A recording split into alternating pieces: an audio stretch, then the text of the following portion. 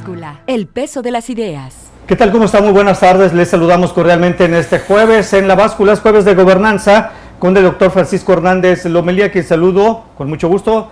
Francisco, ¿cómo estás? Gusto saludarte, bienvenido. Buenas como cada tardes. 15 días. Gracias. Bueno, vamos a platicar de diversos temas que tienen que ver con temas de gobernanza, pero además en este espacio también tocamos temas relacionados con medios de comunicación, que es la especialidad tanto del doctor Pablo Arredondo como del doctor Francisco Hernández Lomelí. Y un tema que no podemos dejar pasar es el anuncio que hiciera uno de los comunicadores, conductores de noticiarios de televisión en este país, con una trayectoria pues, reconocida para algunos, quizás simplemente un vocero oficial ligado a lo que alguien llama la mafia del poder, pero para otros es un comunicador digno de un reconocimiento, y porque así lo avala su larga trayectoria y carrera periodística. Nos referimos a Joaquín López Dóriga, que anunció precisamente que el próximo 19 de agosto será el último programa que realice conduciendo el noticiero, que de hecho así se llama, en el horario estelar de Televisa. Joaquín López Dóriga saldrá del aire, cuando menos de este espacio informativo, después de 16 años, desde el 3 de abril del 2000, que asumió precisamente este espacio de noticias, el noticiero estelar de Televisa. Francisco, ¿qué nos comentas al respecto? Bueno, sobre esto lo único que podemos hacer son formular hipótesis, conjeturas de por qué esta decisión. Y la primera tiene que ver con algo que ya hemos venido comentando en varios programas, que es la reestructuración de la industria de la televisión en abierto, es decir, no cable, no pagada. Y efectivamente está sufriendo una transformación fuerte. La competencia es muy dura, plataformas, internet, radio, el propio desprestigio de ciertos programas, etc. Bien, eso sí tiene que ver con una estrategia, podríamos decir, interna de la empresa. Es decir, los ratings están bajando, ya le hemos hablado, ¿no? En otros programas, pero no exclusivamente de los noticieros, de todo. Incluido la joya de la corona, que es la telenovela. También están bajando también los noticieros, y cada punto menos que se alcance de rating son millones de pesos menos en ingresos para las compañías. Entonces, incluso los programas de deportes. Bueno, esos son los buenos. Lo malo es que cuando hay descanso, que también tienen su verano los deportistas o los futbolistas, sí, ahí baja mucho. Oye, y más aún que ahora precisamente las dos grandes cadenas de televisión se quedan sin la transmisión de Juegos Olímpicos, ¿no? Sin Juegos Olímpicos, sin exclusividad de equipos de arraigo. De algunos equipos de fútbol que dicen que van a innovar en esto de la televisión, siendo el equipo que es, yo lo dudo seriamente, pero bueno, ese es otro asunto, no hay que meternos en temas futboleros, porque luego aflora mi afición rojinegra y no está bien. Adelante. Bueno, entonces cambiemos de tema. Bien, tiene que ver con la propia dinámica de la industria, de cuál es más popular, cuál sí, cuál no, y entonces ellos hacen sus movimientos, por un lado. Dos, una hipótesis fuerte es en aquello que se vio involucrado en el escándalo con María Asunción Aramburu Zavala, sí, que posiblemente sea la mujer empresaria más poderosa de México, y no conviene una confrontación abierta con ella. Y ya lo vimos en su momento, en la prensa se ventiló mucho el conflicto entre la familia, o concretamente la esposa de Joaquín López Dóriga, con María Asunción Aramburu Zavala. Eso fue muy fuerte porque, recordemos, primero, la empresaria posiblemente más poderosa de México. Dos, ella fue miembro del Consejo de Administración de Televisa como accionista del Grupo Modelo, que tenía acciones en Televisa. Entonces ella se sienta con el presidente del consejo, con Angoitia, con Gómez, con todos los que deciden allí, y más los otros accionistas. Entonces ella tiene directo. Yo creo que ahí no se sabe, no sé cómo vaya el juicio que se interpusieron entre de ellos. Hecho, es algo que no se ha sabido ya mucho al respecto. Pero algo hubo. Sí. Para que la señora Aramburu Zavala salga y manifieste esta inconformidad, debe haber muchos millones de dólares allí. Y ella es una persona muy influyente, amiga del Consejo de Administración, y yo creo que allí hubo un conflicto que no se pudo superar, o ella no lo perdonó, yo no sé. Y luego, para completar el cuadro, después la señora Aramburu Zavala se casa con Tony Garza, ¿no? El ex embajador de Estados Unidos en México. Entonces amplía su esfera de influencia, sus redes, etcétera, etcétera, etcétera. Y eso parece que no logró repuntar, no logró solventar esa impugnación muy fuerte, que si bien no era a él directamente, bueno, por lo menos... Bueno, pero a ver, si tu esposa hace algo, pues ni modo que no estés enterado de lo que está haciendo. Aunque haya separación de bienes y todo lo demás. Por supuesto, ¿no? Claro. Pero parece que no remontó allí. Y lo otro tiene que ver también, bueno, la empresa en sí misma, la televisión, también ya lo hemos hablado, bien, a finales de este año empezarán las pruebas, las transmisiones de prueba de la tercera cadena de televisión en México, que ganó la licitación. Y hasta donde sabemos, una de las cartas fuertes de esta tercera cadena es sus noticieros, porque está respaldada por un grupo de medios también, Excelsior, etcétera, etcétera. Entonces, el Grupo Imagen. El Grupo Imagen. Sí. Entonces, bueno, una de sus fortalezas es precisamente lo informativo, ya veremos también, pero por lo menos en papel eso parece. Y parece que son también movimientos estratégicos para... de parte de Televisa para, digamos, neutralizar esta competencia en los informativos. Entonces son varios factores, a lo mejor son los 3 o 4 o 5 y otros más que no sabemos nosotros. Que todo se juntó, ¿no? Que todo se juntó y la mejor decisión fue... Ahora, eso ya se venía anunciando, ¿no? Ya se habíamos leído muchos artículos sobre esta renuncia, ¿no? O esta separación del cargo de Joaquín López Dóriga, y finalmente sucedió. Entonces vamos a esperar cómo repuntan. Es la experiencia con el propio Televisa es que es difícil, el cambio no es fácil de un conductor que lleve el programa, el noticiero más, el estrella, la locomotora que arrastra todo el sistema informativo de la empresa, es la imagen, ¿no? Entonces no es fácil, ya lo hemos visto en el caso cuando Jacobo Zabludovsky deja el cargo. Fueron 2 años de incertidumbre, con relevos poco afortunados, hasta que llega Joaquín, pero estamos viendo que son, si tomamos el caso anterior, son 2 años de ajuste. Vamos a ver si el precio no es muy alto para Televisa en este caso. Bueno, en este momento quizá quien pudiera hacer competencia real es la otra televisora a través de Javier Alatorre, pero vemos que, bueno, lleva muchos años Alatorre y no repuntan los noticieros de TV Azteca también. Claro, Alatorre precisamente repuntó en la sustitución de Jacobo, ¿no? Los 2 años en que no sabían quién era el conductor estelar y no daba... pues digamos la presencia que necesita un grupo como Televisa. Sí, allí precisamente es cuando Alatorre se consolida como un buen periodista, un buen conductor, etcétera.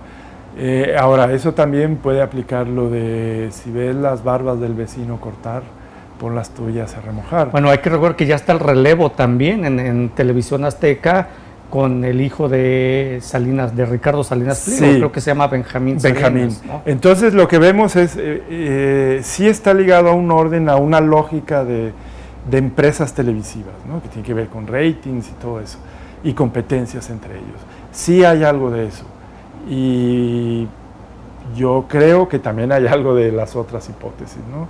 El conflicto con la señora Aramburu Zavala, que no se ha resuelto, no sabemos cómo va, posiblemente llegaron a un acuerdo extrajudicial, no lo sé, pero hay varios factores, ¿no? Yo no creo que sea uno solo, o una bajada de ratings o algo, son muchos factores, pero bueno, lo que nos toca a nosotros es explorar las distintas posibilidades, y todas las hipótesis pues nos arrojan información para entender mejor lo que pasa. Así es, bueno, están estos casos y yo te preguntaría como especialista de los medios, ¿podríamos equiparar la trayectoria en este noticiero estelar de Televisa de López Dóriga, la que tuvo Jacobo Zabludovsky, o hay que guardar las debidas proporciones en las figuras de cada uno, por supuesto, ¿no? Sí, independientemente de las diferencias en las figuras, en las personalidades, ¿no?, que le imprime cada uno, ellos estuvieron al frente, ahora sí ya podemos hablar en pasado, estuvieron al frente del noticiero más escuchado, más visto, más creído. Hemos visto aquí en programas anteriores que los noticieros de televisión siguen siendo muy confiables para la mayoría de los mexicanos. Y hay un sector muy crítico, de los cuales también yo me anoto, pero en número siguen gozando de credibilidad. Entonces, de ahí la importancia y lo estratégico y lo sensible que es estos espacios. Sí, por supuesto, estoy de acuerdo contigo, y quizá durante el día estamos escuchando y leyendo información relacionada con diversos temas en el estado o del país, y resulta que llegamos en la noche, prendemos la tele, y si no lo vemos en uno de estos dos noticieros, de los más influyentes de México, pues simplemente hasta que llegamos ahí es que, sí, es que ocurrió. Si lo vemos en tele es que realmente pasó. Normalmente se dice, es que si no te ves en tele es que no estás. Claro. ¿No? Eso es a nivel, podríamos decir, simbólico, ¿no? Sí, es lo claro. que representa. Ahora, también económicamente, pues es un buen negocio. Acaba de salir en la prensa que 20 segundos de anuncio en esta hora que dura el programa cuesta 1.200.000 pesos. Imagínate. Entonces, poder, ¿no? aparte de lo simbólico, simbólico, etcétera, representa un ingreso muy importante para la empresa. Así es. Bueno, Francisco, vamos a hacer una pausa. Regresamos Jueves de Gobernanza con el doctor Francisco Hernández Lomelí. Ya volvemos.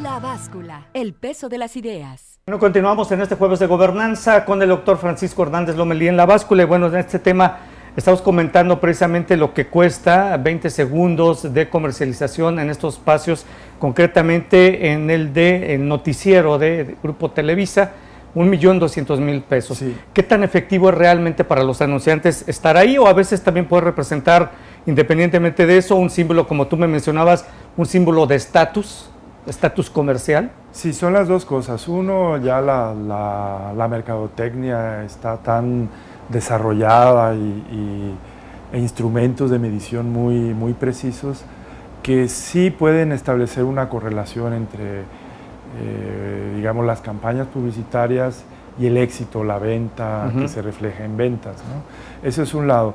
Pero por el otro también está el aspecto simbólico, es decir, quiénes o qué empresas tienen el privilegio de anunciarse en ese espacio privilegiado de la televisión mexicana. Ya el solo hecho de estar allí ya es importante.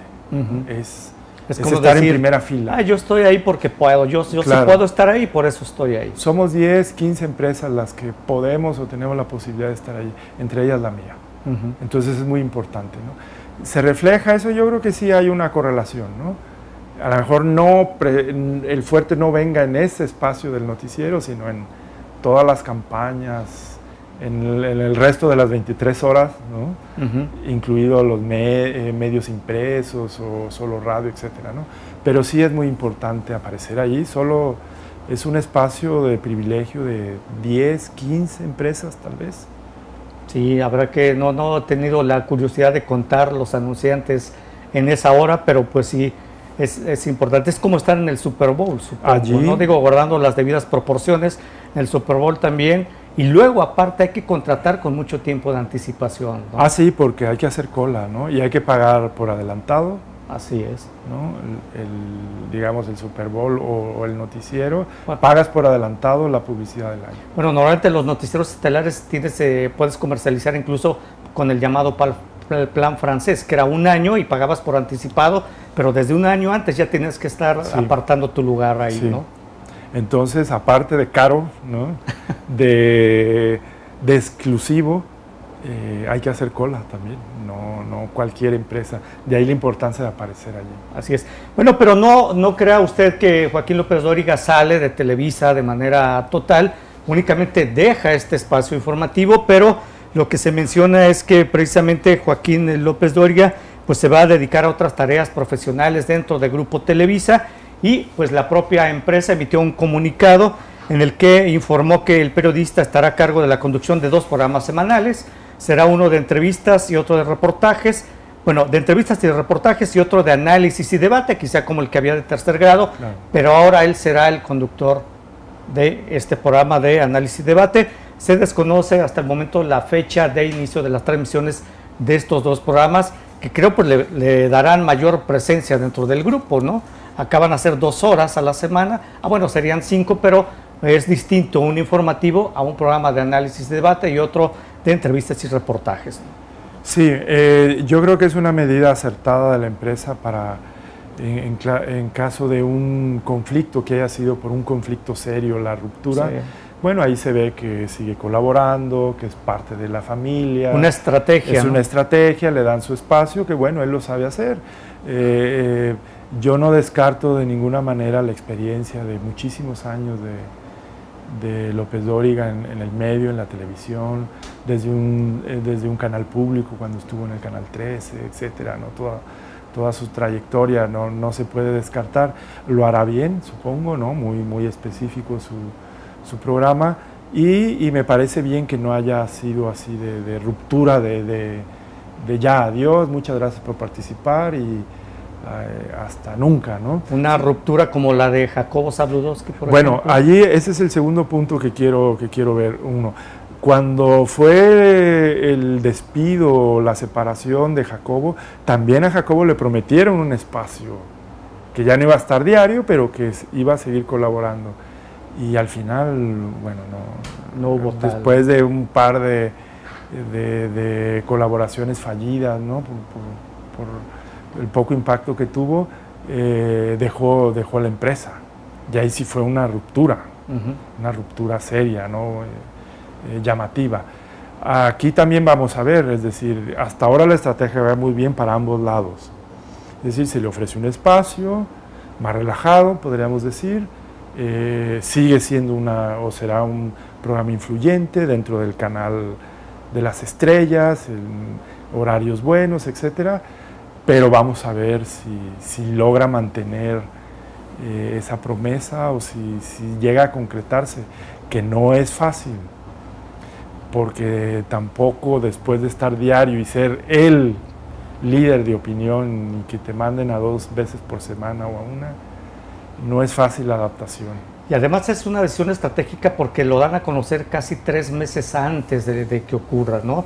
También pueden pasar muchas cosas de aquí al 19 de agosto, pero es un hecho que fue una decisión bien pensada, como él lo señala, que lo platicó antes con el propio Emilio Azcárraga, Alfonso de Angoitia, Pepe Bastón, que también está ahí, el otro personaje, Bernardo Gómez, en fin, pues lo platicaron de esa manera y vamos a ver cómo ocurre. Y en el caso, yo recuerdo, el caso de Jacobo, la ruptura fue tal que incluso su hijo Abraham también renunció al espacio informativo que tenía él al mediodía, ¿recuerdas, Francisco? Sí, en el caso de Abraham, él pues se sintió con el derecho y creyó que él iba a sustituir a Jacobo, su padre, en el noticiero de la noche, y ahí sí fue la ruptura, fue fuerte, ¿no? Fue visible, fue áspera, y hubo un momento después de esa ruptura de tensión.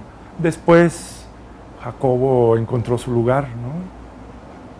Hizo valer su gran experiencia y su nutridísima agenda y su enorme capacidad, su profesionalismo, su haber sido pionero en la televisión, en los noticieros, etcétera, etcétera, su pluma, etcétera, ¿no? Sus amistades que forjó durante toda su carrera de televisión, y bueno, se estabilizó, encontró su lugar, que incluso hubo un repunte al final ya de su vida, carrera, ¿no? De su carrera, yo después lo leía con gusto, ¿no? Ya en su columna, muy interesante, muy centrado, muy crítico también, reconoció errores que cometió al frente de los noticieros en televisión. Pues como platicamos en una ocasión, no es fácil estar sentado en el horario estelar de un grupo tan importante como es Televisa, ¿no? Sí, y más cuando no había competencia, recordemos eso, ¿no? No había competencia, no había competencia política, era solo un partido el que gobernaba, entonces era más fácil antes, ¿no? Ahora ya es complicado.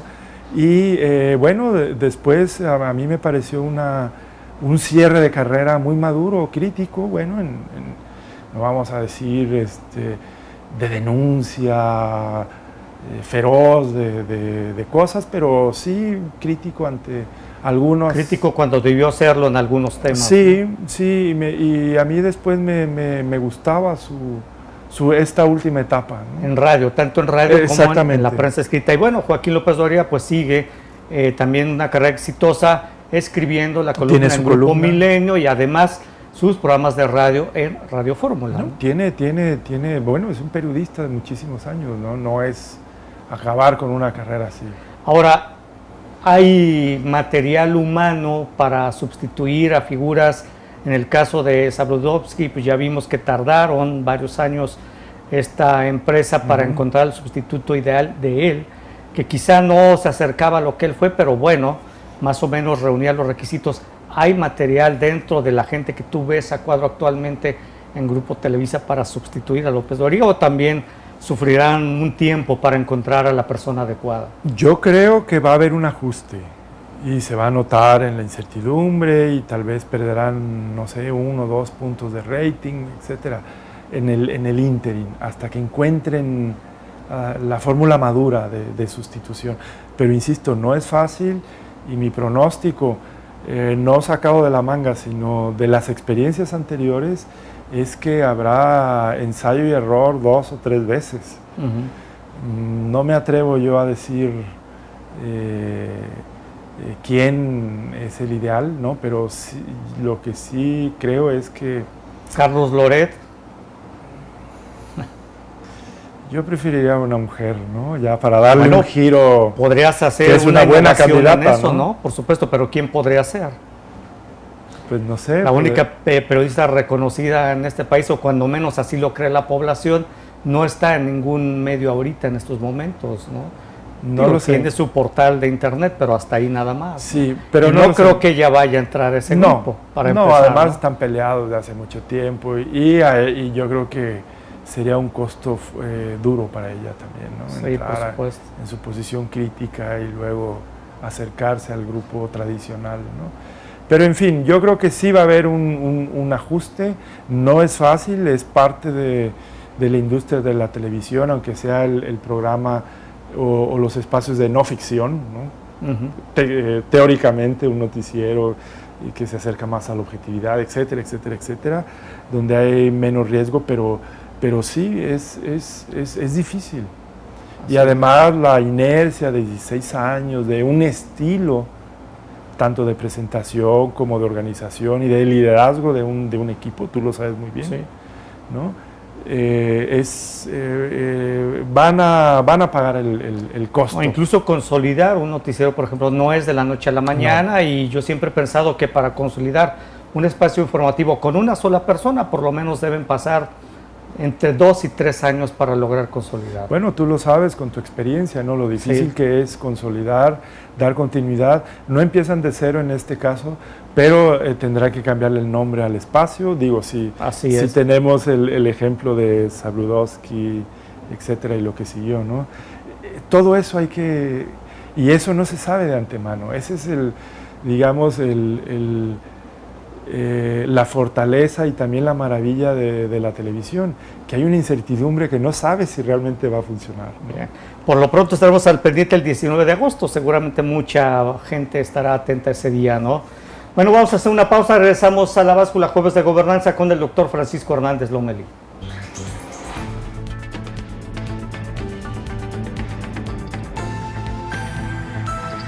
La Báscula, el peso de las ideas.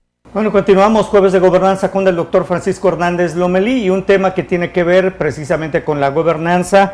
Es una encuesta que dio a conocer el INEGI el martes pasado, concretamente presentó los resultados de la tercera, no, fue el día de ayer, mejor dicho, ayer miércoles, fue los resultados de esta tercera encuesta nacional de calidad e impacto gubernamental, y esta encuesta ofrece información referente a la satisfacción con los servicios públicos. El estudio clasifica los servicios públicos en dos vertientes: uno, los servicios básicos, como es agua potable, drenaje, alcantarillado, alumbrado, parques, recolección de basura, policías, calles, avenidas, carreteras y caminos, estos caminos que no de cuota, y también los servicios bajo demanda, como es educación pública universitaria, educación pública obligatoria, servicios de salud, del IMSS, del ISSSTE, gobiernos estatales, seguro popular, energía eléctrica, en fin. Y el promedio de satisfacción a nivel nacional para el año 2015 fue del 43.5%. Podremos decir que la población en general pues reprueba al gobierno en materia de calidad e impacto en los servicios gubernamentales que ofrece, tanto en servicios básicos como servicios bajo demanda. Francisco, ¿qué te dice esta encuesta? Yo hace unos días leía un artículo sobre la insatisfacción de la población hacia los gobiernos en general. En Francia, por ejemplo, la gente está inconforme con su gobierno, el 18% únicamente lo aprueba, y así casi todos los gobiernos en el mundo están reprobados. Y pensaba yo, si no estamos en una sociedad de la inconformidad o una sociedad de la insatisfacción, que nada nos parece o nada nos gusta. Bueno, estamos más bien ahora mismo en una sociedad crítica. O en una sociedad del mal humor, ¿no? Podría ser la otra explicación, porque precisamente lo que me gusta mucho de esta encuesta es que nos da unas pistas, a mi modo de ver. A ver, ahora yo te pregunto a ti a ver qué te parece, que son claves para entender ese mal humor. Primero, si bien la economía no está en malas condiciones en términos generales, podría estar mucho mejor, pero se mantiene, digamos, ¿no? Un poco el reclamo era, ¿y por qué la gente está de mal humor si vamos bien en números? Crecimiento 2.5, cuando todavía en países hay recesión. Brasil, nuestra gran competidor en América Latina, entró en recesión, y Chile y Argentina siempre con esta... Venezuela ni se diga. Bueno, allá ese es un caso serio, ¿no? Y decir, ¿por qué se ponen de mal humor si vamos bien? El mal humor está precisamente aquí. Creo yo que están las causas allí. Como tú lo dijiste, preguntan, calles y avenidas, ¿qué te parece? ¿Cuál ha sido el desempeño del gobierno en sus 3 niveles en calles y avenidas? ¿Qué calificación le pones? No, pues lo repruebo, le pongo un 20 o un 2 cuando nos calificaban de sobre 10, ¿no? Ahí está el mal humor. Eso es, ¿por qué? Porque nos enfrentamos a diario, todo mundo, ricos, pobres, regulares, universitarios, trabajadores, de todo mundo nos tenemos que enfrentar a estos servicios básicos, vialidad, transporte público, y entonces ahí empieza el mal humor. Ahí es el nido del mal humor para mí, en mi punto de vista. Subirte al 380, ¿no? Si es que tienes la fortuna de que te haya dado la parada, si alcanzas, ¿no?, a subir. Si es que alcanzas a subir y luego vas por o los que tienen automóvil van por la avenida, no, es que está en obras, está así, o no se puede por los baches, entonces eso empieza ya el mal humor. O hay un choque, se obstaculiza prácticamente en las calles, o a veces hasta por un rozoncillo simple, ¿no? Sí, y ahí empieza, pero es allí, en esto, en la vida diaria, en los sistemas, en lo básico, no en nuestra idea general de democracia, si es representativa con este toque. No, es allí, en la vida diaria, ¿no?, donde nos enfrentamos. Y es precisamente la importancia de esta encuesta que nos pregunta sobre la vida diaria. Tú como ciudadano, y cuando tienes que ver con una instancia de gobierno, desde la recolección de la basura, la vialidad, las escuelas, el sistema escolar de acuerdo a tu nivel que corresponde, el pago de impuestos, el encuentro con la procuración de la justicia, con la policía, etcétera, etcétera, etcétera. Y como ya adelantaste, pues en términos generales, el gobierno está reprobado. En términos generales, en una sale menos peor que en otras. No, pues es que casi salen todas muy mal calificados, ¿no? Por ejemplo, en servicios públicos, a ver, ¿qué fue lo que peor se calificó? Calles y avenidas, 20% de satisfacción, 20.7, pero 20, dejemos, bueno, 21 porque es 20.7, 21, pero si lo calificamos de 2 a 10, digo, del 1 al 10 es 2 de calificación, ¿no? En policía, 25.3% de satisfacción, alumbrado público, 33%. En cuanto a los servicios bajo demanda, el 61% está satisfecha con el servicio de educación pública obligatoria. Bueno, ahí pasé de panzazo. Bueno, como de profe. 6, ¿no? Así es. Ahí pasé de panzazo. Sí, pero es la educación pública obligatoria. Pero a ver, tú dices, bueno, es que pues está bien porque no puedo pagar otra, ¿no? Tal vez si la pudieras pagar, a lo mejor te vas a otro tipo de sistema, ¿no? Luego, en cuanto al Instituto Mexicano de Seguro Social, el 38.8% está satisfecho, el 39%. El 29% está satisfecho con el servicio del transporte público, 29%. O sea, el 70% lo reprueba o no satisfecho. Sí, claro, ¿no? así es, efectivamente. 70% lo reprueba. En la realización de trámites, pagos y solicitudes de servicios públicos, además de otros contactos con servidores públicos, el 75% de los usuarios manifestaron sentirse insatisfechos. Muy alto. Por supuesto, ¿no? Ahí está el mal humor, Antonio. Yo quiero insistir en eso. Es que se pregunta así como, ¿y por qué se ponen de mal humor? Ahí, por esto. A esto es lo que nos pone de, iba a decir, pues de mal humor, más fuerte, ¿no? Pero sí, es claro. de mal humor. Y bueno, además de que esta medición también tiene que ver con temas de corrupción, que por supuesto al menos 9 de cada 10 mexicanos piensan que la corrupción es una práctica frecuente, ¿no? Entre el 87 y el 90 de los mexicanos consideran que la corrupción es una práctica muy frecuente o frecuente, y un promedio de 88.8%. Voy a hacer un trámite y me están pidiendo dinero, ¿no? Sea así. Sí, lo hagas o aceptes o no aceptes, te lo están pidiendo. Y si quieres agilizar, pues vas a tener que dar el dinero que te piden, ¿no? Si no, se te va a entorpecer tus trámites. Así está la corrupción. Es el segundo mayor problema que destaca la encuesta, solo después de la inseguridad y la delincuencia. Ahí estamos, ahí está el mal humor. Aunque la economía vaya más o menos, digamos, estable, tampoco vamos bien, pero estable.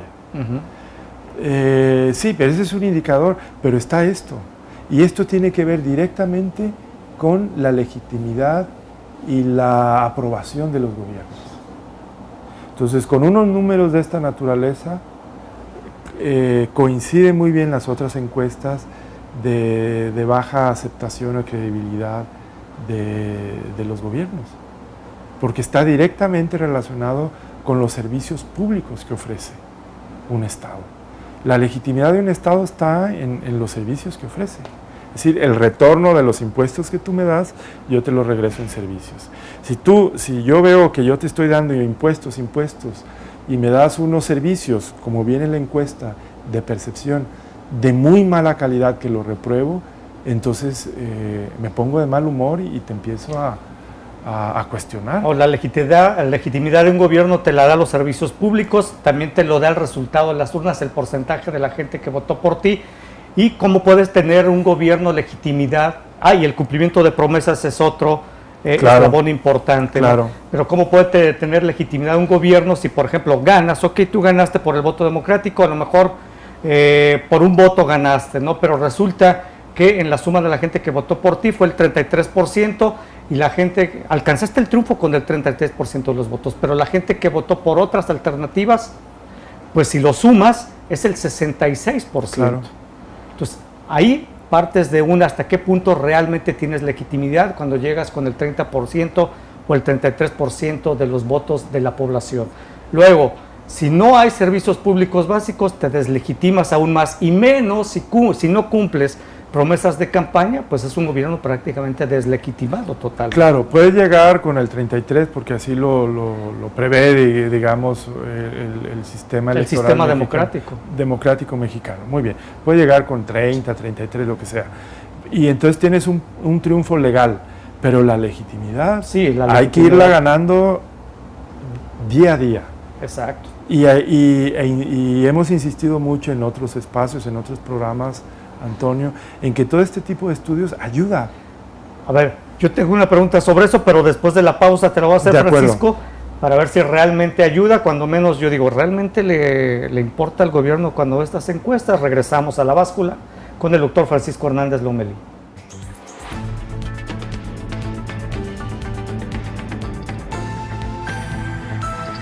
La Báscula, el peso de las ideas. Bueno, continuamos con el doctor Francisco Hernández Lomelí en La Báscula. A ver, Francisco, mencionabas que este tipo de encuestas sirven. Yo te pregunto, ¿realmente sirven? Por ejemplo, el gobierno federal y los gobiernos en general, que todos están evaluados aquí igual por el INEGI. ¿Tú crees que en el gobierno federal o en el gobierno de los estados, de los gobiernos del municipio ven esto y los presidentes municipales, los gobernadores o el presidente de la República o los secretarios se preocupan, chin, ya nos calificó mal el INEGI, ¿qué hacemos para que en la siguiente salir bien y que realmente se pongan a tratar? ¿Tú crees que realmente lo hagan? Creo yo que la ven y dicen, pues sí, estamos mal. Y yo creo que sí, primero sí sirve y yo soy de la idea de que sigamos haciendo este tipo de ejercicio. No, sí, hay que seguirlos haciendo, digo, pero ahora bien, quiero imaginarme qué impresión le causa a un político directamente afectado, ¿no? O en uno de los resultados negativos de esta encuesta. Yo creo y quiero pensar que se ruboriza. ¿Tú crees? Que no ha hecho bien su papel e inmediatamente manda a llamar a su consejo y decir qué está pasando, ¿no? Y ya en la medida de lo posible, pues intentar solventar lo que le corresponde a cada uno. Eso es en aquellos que tienen posibilidades, digamos un ayuntamiento rico, un estado que cuenta con recursos, ¿no? La federación que siempre tiene recursos como para invertir, etcétera, etcétera. Yo creo que sí. Y posiblemente las primeras repercusiones sean a nivel papel, ahí sí estoy de acuerdo contigo. Pues hagamos esto, hagamos un nuevo plan para esto. Y entonces desde ahí ya empiezan las transformaciones minúsculas, primero legales, en papel, un nuevo plan, anuncian un nuevo programa de gobierno, ¿no? Etcétera. Yo creo que sí lo afecta. Y lo que pasa es que no hay, digamos, la voluntad para que sea permanente y que sea la actividad que ellos realicen sin necesidad de que les estemos recordando con las encuestas. Pero yo sí creo que sí. Sí, porque se hacen programas, ya después vamos a ver, esos programas hay que evaluarlos, si se cumplieron los objetivos, si no se robaron el dinero o lo desviaron para otra cosa, etcétera, etcétera. Pero yo creo que sí hay repercusión.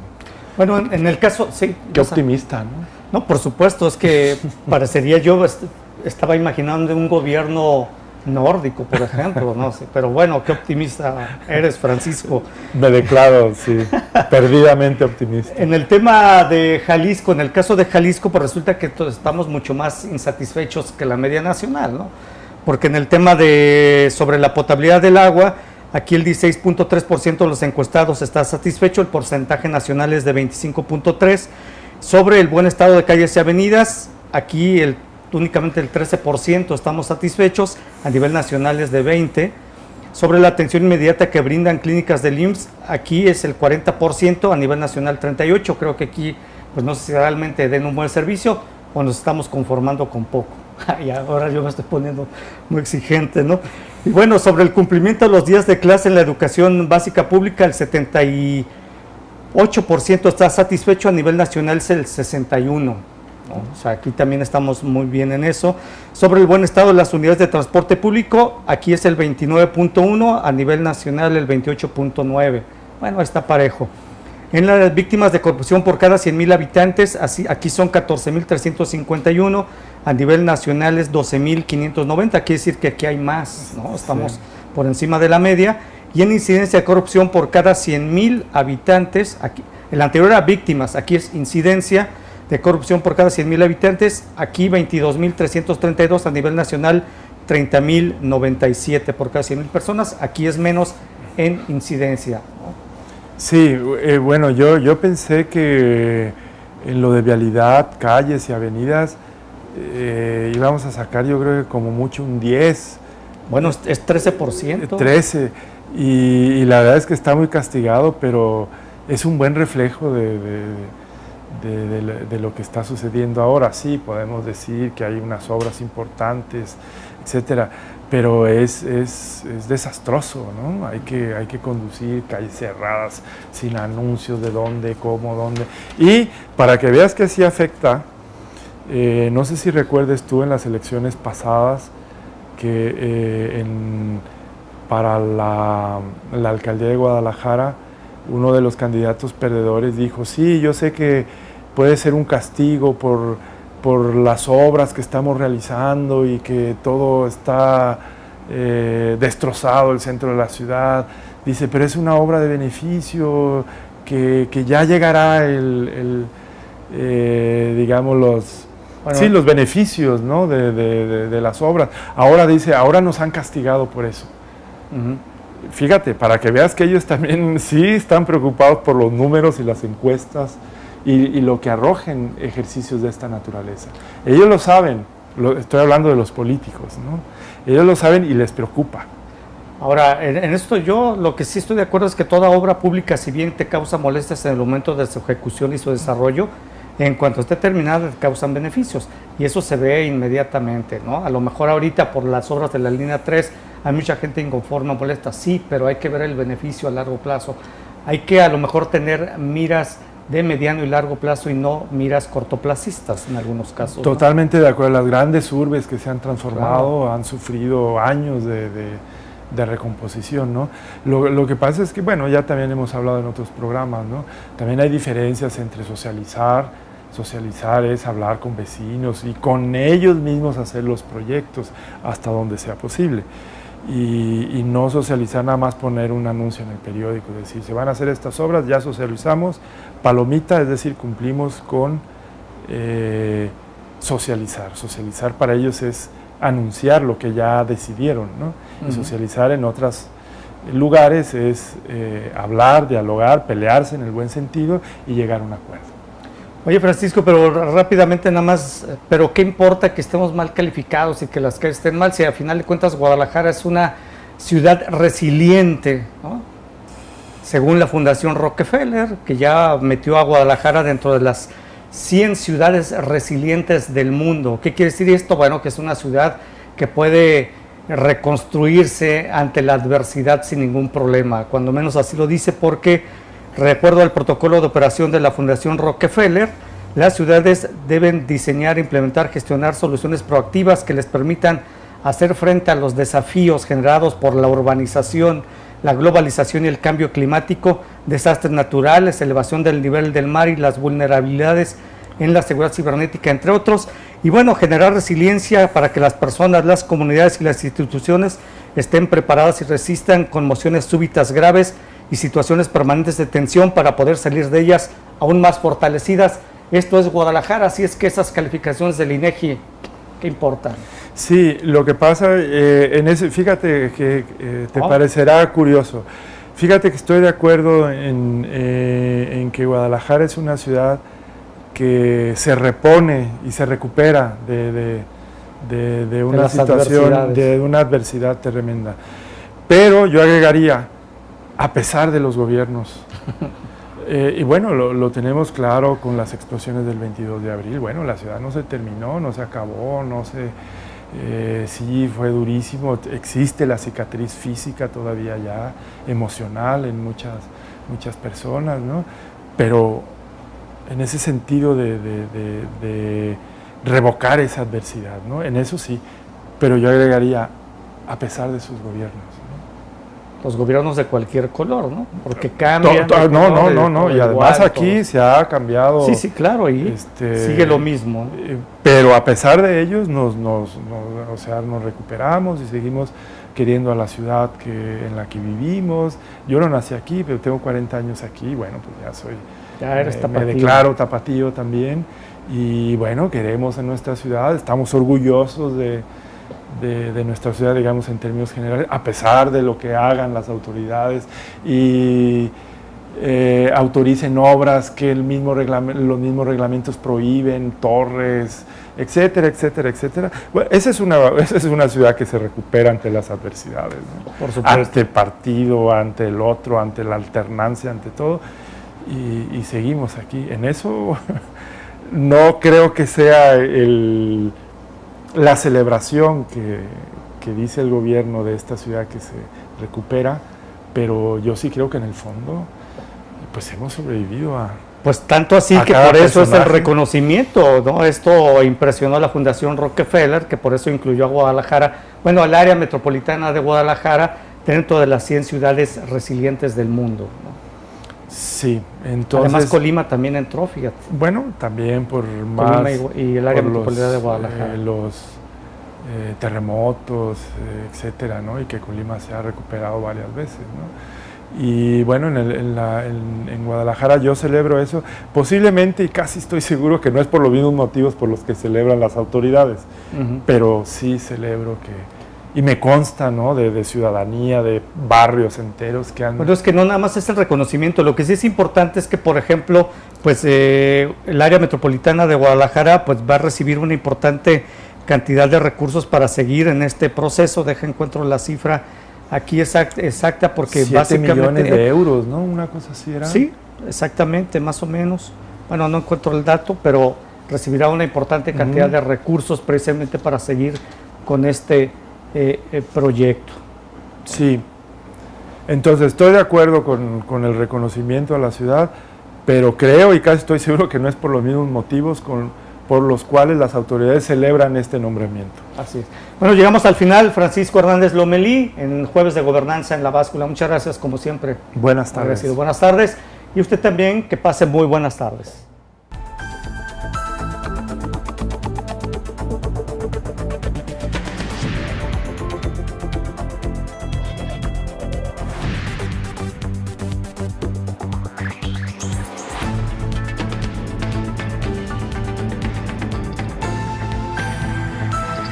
La Báscula, el peso de las ideas.